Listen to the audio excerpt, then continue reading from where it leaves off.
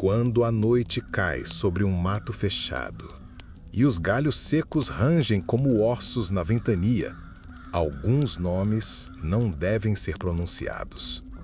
Mas aqui, ao redor do fogo, o medo ganha voz e a coragem se transforma em memória. Eu sou Jonas Meia Face e este é mais um episódio do Relatos na Fogueira. Hoje, recebo um convidado que vem do coração do Pará, diretamente de Altamira, terra de rios profundos e florestas que escondem mais do que mostram.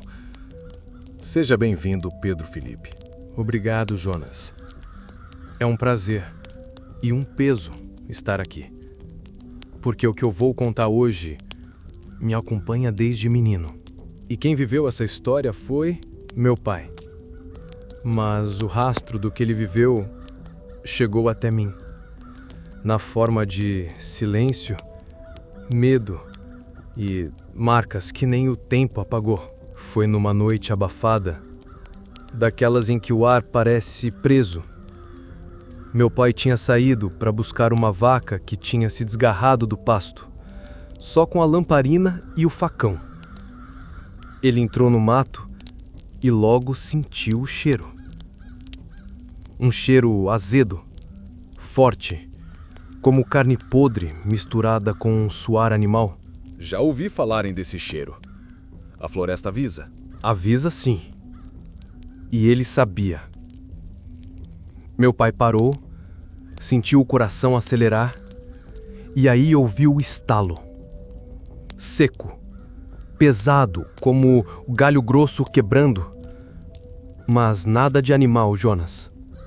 Era alguém ou algo andando em duas pernas.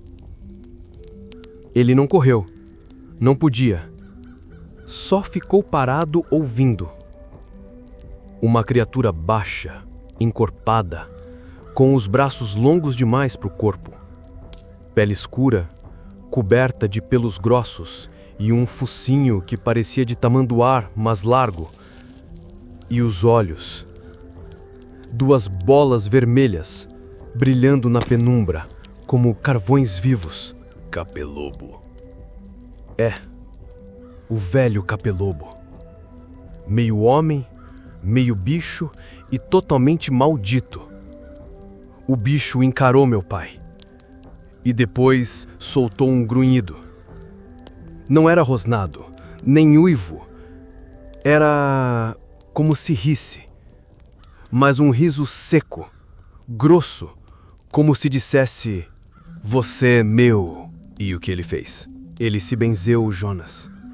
Com a mão trêmula, fez o sinal da cruz e murmurou: "São Jorge, me defende." Foi quando a lamparina apagou sozinha e tudo ficou escuro. Mas no meio da escuridão, ele sentiu o cheiro piorar.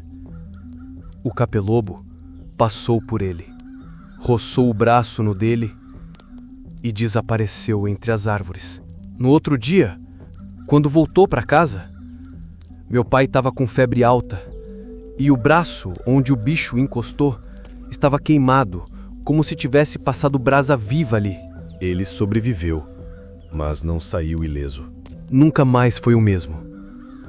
Dormia pouco, vivia com medo do escuro e dizia uma coisa para todo mundo: se ouvir passos de bicho com cheiro de morte, não olhe, só reze.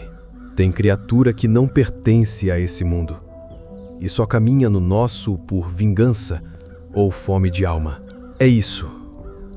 E nas matas do Pará, o Capelobo ainda ronda, esperando o próximo curioso. Esse foi mais um Relatos na Fogueira.